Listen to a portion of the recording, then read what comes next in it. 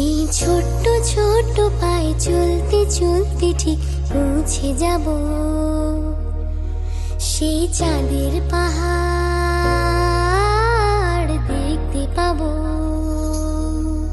সেই চাঁদের পাহাড় মাথায় যাহার রামধনু রাঙা হয় দেখতে পাবো,